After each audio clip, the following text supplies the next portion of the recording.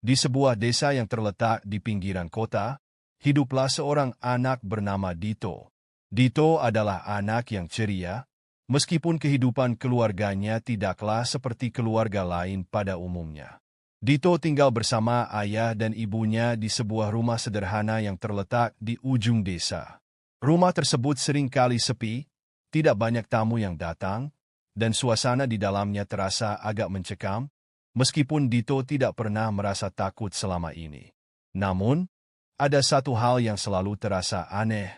Setiap malam, Dito sering mendengar suara langkah-langkah kecil di rumah mereka. Terkadang suara itu seperti gemericik kecil, seperti ada sesuatu yang bergerak dengan cepat di sekitar rumah. Dito selalu merasa penasaran, tetapi ia tidak pernah berani bertanya pada orang tuanya. Ayahnya yang biasanya pendiam dan ibunya yang sangat menjaga jarak dari orang lain membuat Dito merasa cemas, namun ia tidak tahu apa yang harus ditanyakan. Suatu malam, ketika Dito sedang duduk di ruang tamu sambil membaca buku, ia mendengar suara berbisik di ruang belakang rumah. Suara itu terdengar seperti percakapan, namun suaranya sangat kecil dan cepat. Dito memutuskan untuk mengintip dari balik pintu dan melihat apa yang sedang terjadi. Ketika ia mengintip, ia hampir tidak percaya dengan apa yang dilihatnya.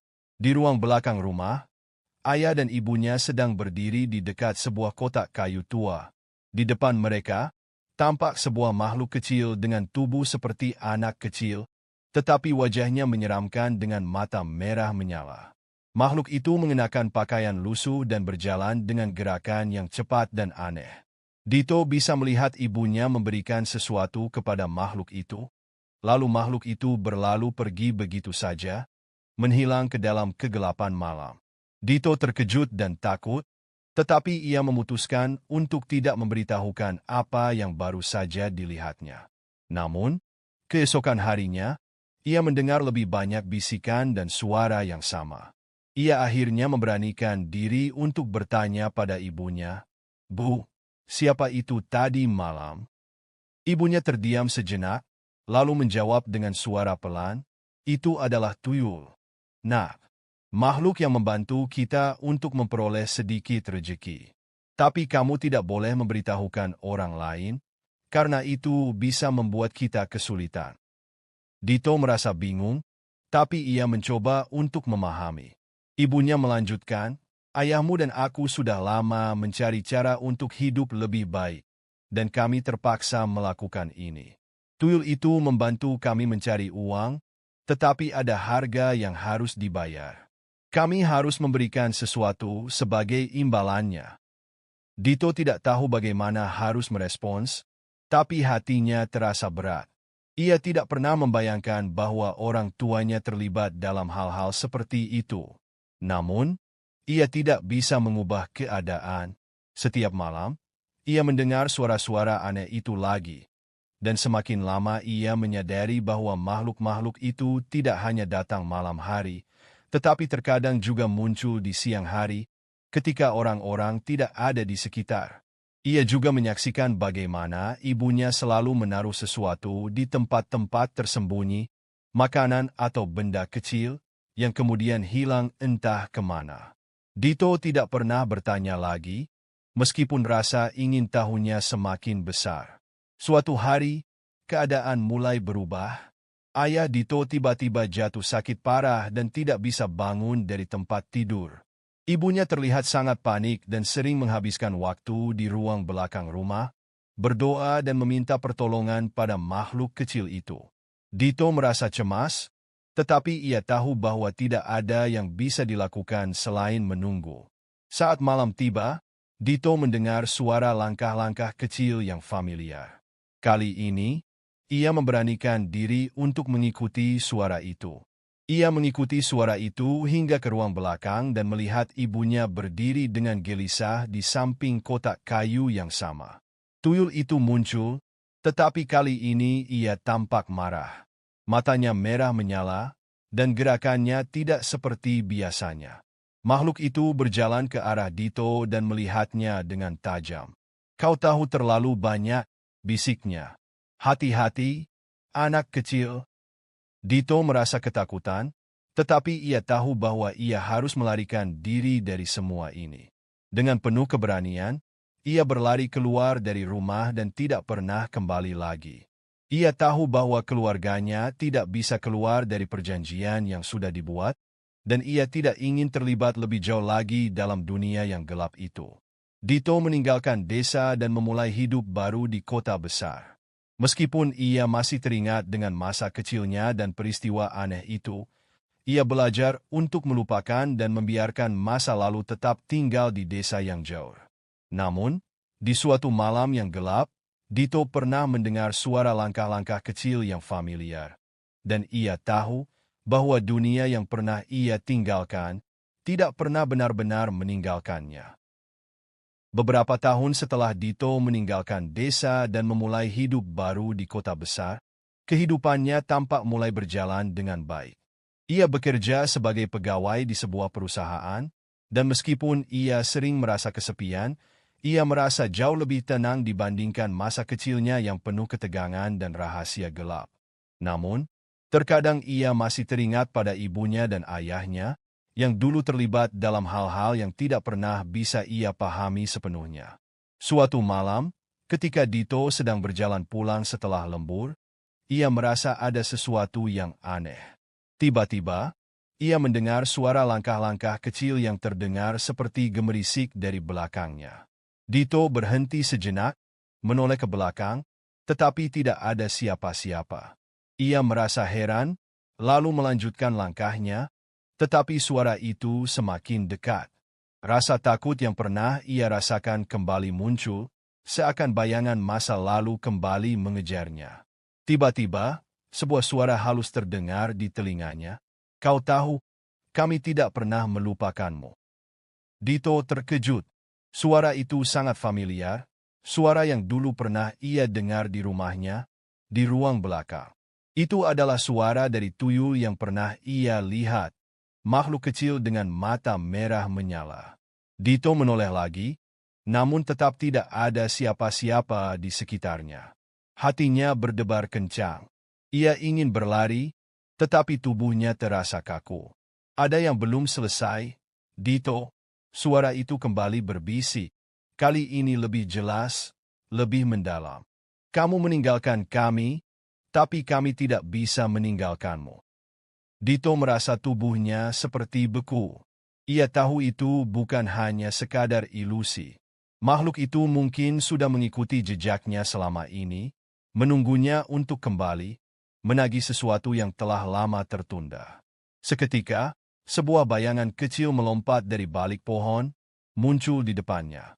Dito bisa melihat dengan jelas, makhluk itu, tuyul, tampak lebih besar dan lebih menyeramkan dari yang ia ingat. Matanya yang merah menyala menatapnya dengan tajam, dan senyumnya, senyum yang dulu pernah dilihatnya, terlihat mengerikan. "Kami tidak bisa memberi rejeki yang cukup tanpa bantuanmu," bisik tuyul itu, suaranya begitu dingin. "Ayah dan ibumu sudah membayar harga yang tinggi. Kini saatnya giliranmu." Dito mundur perlahan, meskipun jantungnya hampir meledak karena takut. "Apa yang kalian inginkan dariku?" tanya Dito dengan suara gemetar. Tuyul itu hanya tertawa pelan. "Bukan hanya darah yang harus dibayar. Terkadang, kami membutuhkan pengorbanan lebih. Kehidupanmu tidak akan pernah tenang jika kamu terus berlari, Dito. Waktumu telah tiba." Dengan satu lompatan, tuyul itu menghilang di kegelapan malam, meninggalkan Dito dalam kebingungannya. Dalam hatinya, Dito tahu bahwa masa lalunya yang kelam tidak akan pernah bisa ia lupakan, dan bahwa keluarganya telah terjebak dalam dunia yang sangat gelap. Dunia itu telah mengikat mereka, dan kini, ia adalah bagian dari takdir yang tidak bisa ia hindari. Dito memutuskan untuk kembali ke desa tempat asalnya. Meskipun hatinya berat, ia tahu ia harus menghadapi kenyataan dan mencoba mengerti lebih dalam apa yang terjadi pada orang tuanya. Ketika ia tiba di desa, suasana tampak sangat berbeda. Rumah orang tuanya sudah lama kosong, terkunci rapat. Tidak ada yang tahu kemana mereka pergi, Meskipun ada kabar bahwa mereka sempat menghilang begitu saja setelah melakukan ritual yang semakin sering. Dito pergi ke hutan di dekat desa, tempat yang dulu sering ia lewati ketika masih kecil. Di sana, ia menemukan sebuah bekas tempat yang familiar, tempat di mana dulu ia sering melihat tuyul itu datang. Di tengah-tengah hutan, terdapat sebuah batu besar dengan simbol-simbol aneh yang terukir di permukaannya. Itu adalah tempat yang pernah digunakan oleh keluarganya untuk bertemu dengan makhluk-makhluk gelap. Di sana, Dito duduk terdiam, memikirkan nasibnya. Ia merasa ada ikatan tak terlihat yang menariknya ke tempat itu, seakan ia tak bisa melarikan diri lagi. Tiba-tiba, sebuah suara halus terdengar lagi, seperti sebuah bisikan angin yang membawa pesan dari masa lalu. "Kami menunggumu, Dito." Dito menutup matanya, merasakan kekuatan dari dunia lain yang menyelubungi dirinya. Ia tahu bahwa kehidupannya tidak akan pernah sama lagi. Dunia antara yang hidup dan yang mati, antara yang terang dan yang gelap, kini semakin menyatu dalam dirinya. Tak ada jalan untuk kembali. Di tengah hutan yang sunyi, Dito merasakan tubuhnya gemetar. Suara bisikan itu seperti datang dari dalam dirinya sendiri, begitu dekat dan menggetarkan. Ia ingin berlari, tetapi entah kenapa, tubuhnya terasa kaku, seakan ada sesuatu yang menahannya. Suara itu semakin jelas, semakin menguasai pikirannya. "Kami menunggumu, Dito."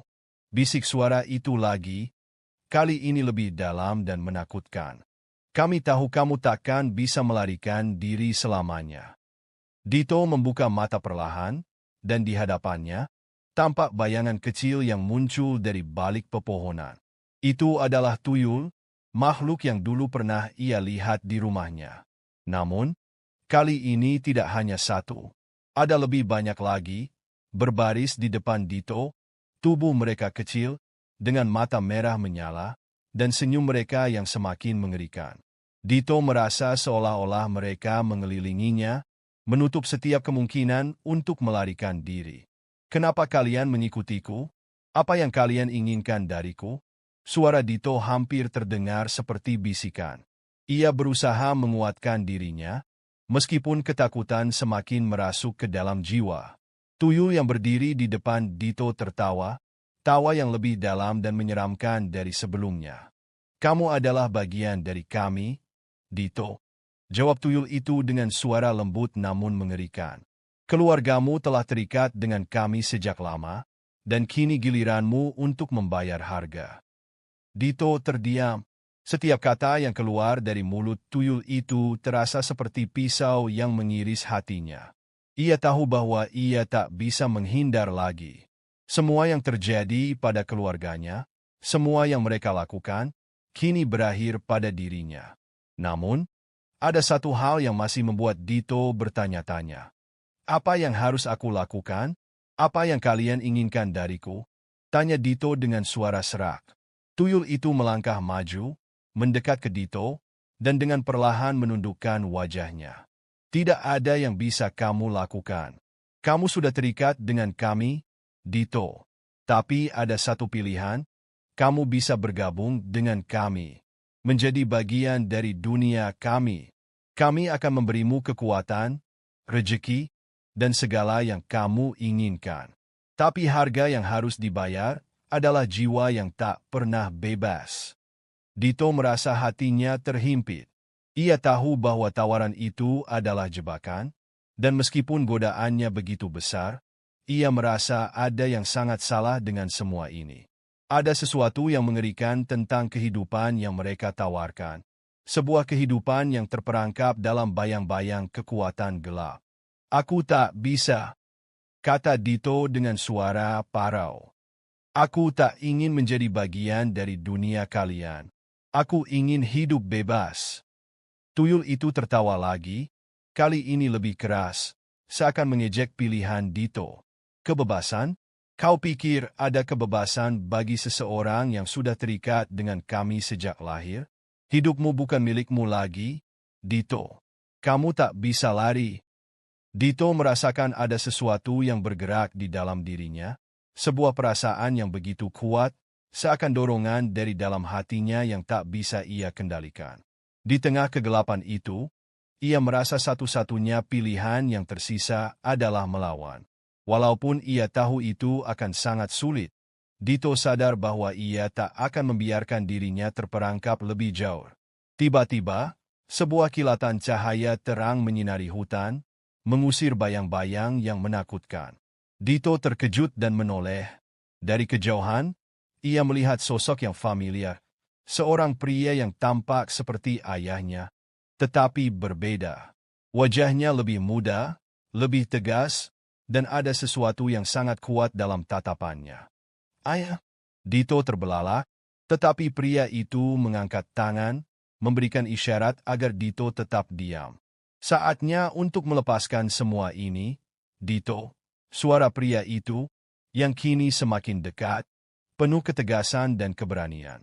Kami telah terikat oleh kesalahan kami di masa lalu. Tapi kamu, Dito, kamu masih punya kesempatan untuk memilih jalanmu. Dito merasa kebingungannya semakin besar. Ayahnya? Ataukah itu hanya bayangan dari masa lalu yang kembali mengganggunya? Namun, dalam hati Dito, ia merasa bahwa inilah kesempatan terakhirnya untuk keluar dari kegelapan itu. Saat kamu memilih untuk pergi, kami akan kehilanganmu. Kamu akan meninggalkan kami. Suara tuyul itu kembali terdengar, kali ini lebih menakutkan, lebih marah. Tapi pilihanmu bukan tanpa konsekuensi, Dito. Pilihlah dengan bijak. Dito menatap sosok pria yang ia kenali sebagai ayahnya. Pria itu mengangguk perlahan, memberikan tanda bahwa Dito harus berani. Dalam sekejap, Dito merasakan sebuah kekuatan yang belum pernah ia rasakan sebelumnya mengalir dalam tubuhnya. Sebuah dorongan untuk melawan takdir yang dipaksakan pada dirinya. Aku memilih untuk hidup, meskipun itu berarti harus melepaskan semua ini, kata Dito dengan suara tegas. Tuyul itu menggeram, wajahnya penuh amarah. Tapi sebelum apapun bisa terjadi, sebuah ledakan cahaya yang sangat terang menghantam ruang hutan itu, membuat semua makhluk gelap itu terpecah dan hilang. Dito merasakan tubuhnya terangkat, seolah-olah sebuah kekuatan yang lebih besar menguasainya, mengangkatnya keluar dari kegelapan yang selama ini menghantuinya. Saat cahaya itu meredup, Dito terjatuh ke tanah, napasnya tersengal-sengal, tubuhnya lelah. Namun, ia merasa ringan, tak ada lagi bayangan mengerikan di sekitarnya. Di hadapannya, pria yang ia kenal sebagai ayahnya tersenyum dengan penuh kebanggaan. Kamu sudah membuat pilihan yang benar, Dito. Sekarang, dunia ini ada di tanganmu. Dito menatap ayahnya, dan meskipun ia tak sepenuhnya memahami semua yang baru saja terjadi, ia tahu bahwa ia telah melepaskan dirinya dari belenggu gelap yang mengikat keluarganya selama ini. Kini, ia bisa memulai hidup baru, sebuah hidup yang bebas dari bayang-bayang masa lalu. Namun, ia juga tahu, perjalanan ini belum selesai. Dunia yang baru ini penuh dengan tantangan, dan Dito harus siap untuk menghadapi semua itu. Terima kasih, Ayah. Aku akan membuat dunia ini milikku, kata Dito, dengan tekad yang bulat di dalam hatinya. Langkah Dito terasa semakin berat saat ia mendekati batas antara dunia yang dikenal dan dunia gelap yang tersembunyi. Ayahnya berjalan di sampingnya, tidak berbicara, namun ada keheningan yang begitu kuat, seolah-olah semuanya sudah disiapkan, baik itu untuk menyambut atau menantang mereka. Dito tahu, meskipun ayahnya sudah bebas, dunia yang akan mereka masuki bukan lagi dunia manusia. Itu adalah tempat di mana hukum-hukum alam berbeda, di mana makhluk-makhluk yang tidak dapat dimengerti oleh akal manusia berkuasa. Mereka tiba di sebuah batu besar, tepat di tengah hutan yang tampak lebih gelap dari sebelumnya. Batu itu dipenuhi simbol-simbol aneh yang berkilau dalam cahaya bulan yang redup. Sepertinya batu itu adalah gerbang menuju dunia yang selama ini Dito hanya dengar dalam cerita-cerita dari orang tuanya, dunia para tuyul dan makhluk-makhluk gelap. Ayahnya berhenti, menatap batu itu dengan penuh kewaspadaan. Ini adalah batas terakhir, Dito. Setelah ini, tidak ada jalan kembali. Dunia yang kamu masuki akan berbeda dengan apa yang pernah kamu lihat. Ingat, mereka tidak akan membiarkanmu pergi begitu saja. Dito mengangguk, meskipun hatinya berdegup kencang. Aku siap, ayah. Ayahnya menatap anaknya dengan tatapan penuh harap dan sedikit kecemasan. Jangan terlalu percaya pada apa yang kamu lihat di sana. Mereka bisa menipu, memanipulasi pikiranmu. Jika kamu ragu sejenak, mereka akan menang. Dito merasa seakan sebuah beban berat berada di pundaknya, tetapi tekadnya untuk menyelamatkan ibunya jauh lebih kuat. Dengan perlahan, ia mengulurkan tangannya dan menyentuh batu besar itu. Ketika telapak tangannya menyentuh permukaan batu, sebuah getaran aneh menyebar melalui tubuhnya, dan tiba-tiba, ruang di sekitarnya berubah. Dunia yang mereka masuki adalah dunia yang tak terbayangkan oleh Dito. Tanahnya tampak gelap, berwarna hitam keabu-abuan dengan celah-celah merah menyala yang tampak seperti lahar yang membara, namun tidak pernah meletus. Langit di atas mereka terbalut kabut tebal, dan bintang-bintang yang seharusnya menjadi tanda waktu kini tampak redup, hampir seperti mereka berada dalam ruang tanpa batas. Suara bisikan dan tawa kecil terdengar di mana-mana, tetapi tidak ada makhluk yang tampak jelas di sekitar mereka. Apa ini? Dito bertanya, suaranya bergetar. Dunia yang terpisah, jawab ayahnya dengan suara rendah. Ini adalah dunia tempat mereka tinggal, tempat di mana perjanjian dan kekuatan gelap berjalan tanpa batas. Jika kamu tidak hati-hati, kamu bisa tersesat di sini selamanya. Mereka berjalan lebih dalam ke dalam dunia itu, langkah kaki mereka terasa seperti ditelan oleh tanah yang gelap. Tiba-tiba, Dito merasakan sesuatu yang mengganggu pikirannya. Suara tawa yang pernah ia dengar sebelumnya, suara tuyul yang menemaninya masa kecil, kini semakin jelas terdengar. Dito menoleh dan melihat makhluk-makhluk kecil muncul di sekitar mereka, berdiri dalam bayangan, hanya menunjukkan matanya yang merah menyala. Tidak semua makhluk di sini bersahabat, Dito, kata ayahnya, memperingatkan. Tuyul-tuyul itu mulai bergerak lebih dekat, dan Dito bisa merasakan hawa dingin yang menyertai kedatangan mereka. Salah satu tuyul, yang lebih besar dari yang lainnya, mendekat ke Dito dengan senyum lebar yang mengerikan. Kamu pikir bisa menyelamatkan ibumu, Dito? Suara tuyul itu terdengar lebih seperti tawa daripada perkataan. Kami akan membuatmu menyesal. Dito berusaha tetap tenang, meskipun ketakutan mulai merayap di dalam dirinya. Aku datang untuk ibu. Kalian tak bisa menghalangiku, katanya dengan suara yang dipenuhi tekad. Tuyul itu tertawa lebih keras. Ibumu sudah menjadi bagian dari dunia ini, Dito. Kamu takkan bisa membawanya kembali begitu saja. Semua yang terjebak di sini adalah milik kami. Mereka sudah terlambat untuk diselamatkan. Dito merasa dadanya sesak.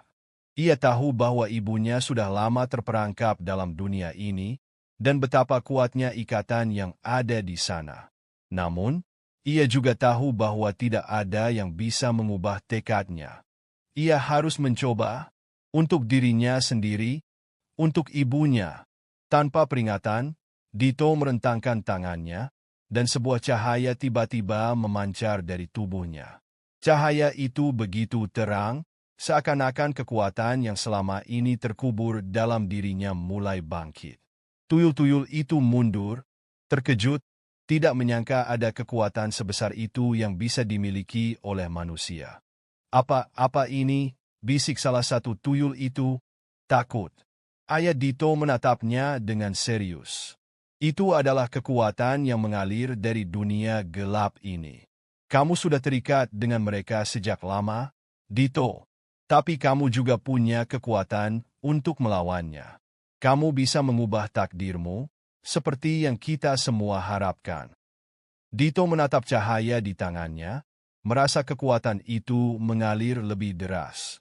Ia tahu bahwa ini adalah kesempatan untuk mengambil kendali atas takdirnya, untuk mengalahkan makhluk-makhluk yang selama ini menguasai keluarganya.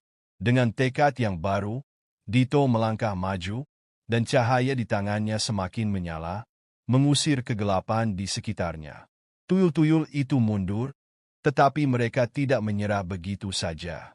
Mereka tahu bahwa Dito telah terhubung dengan kekuatan yang sangat besar, dan jika ia bisa mengendalikannya, ia bisa mengalahkan mereka.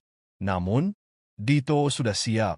Ia tidak hanya datang untuk menyelamatkan ibunya, tetapi untuk menghancurkan ikatan gelap yang selama ini mengikat keluarganya. Dengan satu serangan cahaya yang lebih kuat, Dito melepaskan kekuatan yang ada dalam dirinya, menghancurkan bayangan-bayangan gelap di sekitarnya. Dunia gelap itu mulai goyah, dan Dito bisa merasakan perubahan di sekitarnya. Ia tahu, ini adalah awal dari perjuangannya yang sebenarnya. Perjuangan untuk membebaskan ibunya, dan juga untuk menebus kesalahan masa lalu yang tak bisa dihindari. Tapi ia tahu, jalan yang akan ditempuhnya tidak akan mudah. Dunia ini penuh dengan perangkap, dan tidak semua makhluk di dalamnya akan menyerah begitu saja. Namun, Dito tidak akan mundur. Ia sudah memutuskan, kali ini, ia akan berjuang sampai akhir, demi ibunya dan demi masa depan yang bebas dari bayang-bayang kegelapan.